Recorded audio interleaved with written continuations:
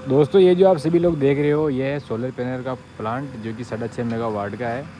और 1 मेगावाट में दोस्तों कितने रुपए का खर्चा आता है, अगर आप सभी इस बारे में जानकारी रखते हो तो आप सभी कमेंट सेक्शन में बता सकते हो। यहाँ चल रही है अपनी जेसीबी,